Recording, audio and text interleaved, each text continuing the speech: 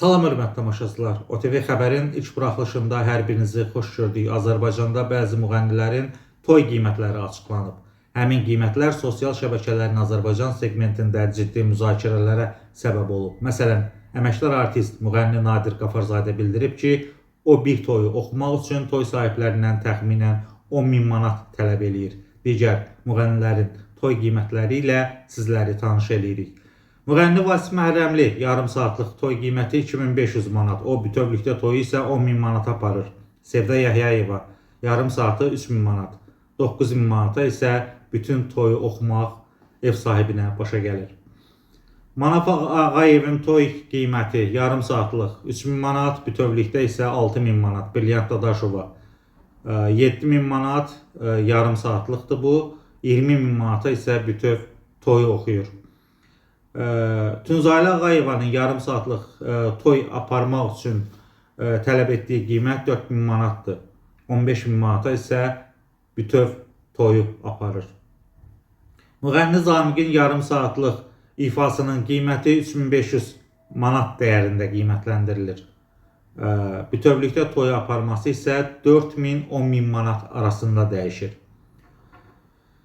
Xalq artisti Aygün Kazımovanın yarım saatlıq ifasının dəyəri 5000 manatla ölçülür. O, ümumilikdə toyu təxminən 10.000 manata oxuyur.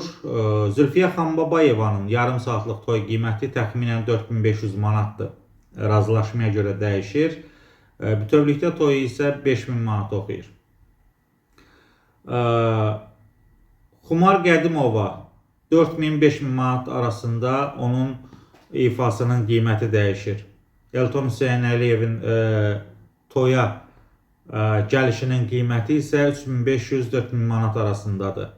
Xalq artisti Miri Yusif 8-10.000 manat arasında dəyişir. Nigar Camal 3500-4000 AZN arasında dəyişir. Və Günay İbrahimli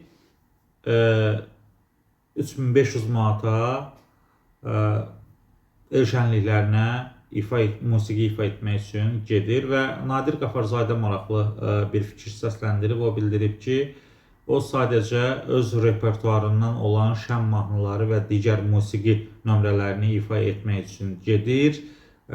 Digər sifarişləri isə adətən yerinə yetirmir. Belə hörmətli tamaşaçılar, sizin müğənnilərin toy qiyməti ilə bağlı fikirləriniz nələrdir? Şərh bölməsində yazsanız sevinərik. Bir də onu qeyd edeyim ki, bu rəqəmlər sosial şəbəkələrdə yayılıb və Azərbaycanda bəzi media resurslarının araşdırmaları nəticəsində ortaya bu siyahı çıxıb. Sağ olun, salamat qalın, özünüzə yaxşı baxın.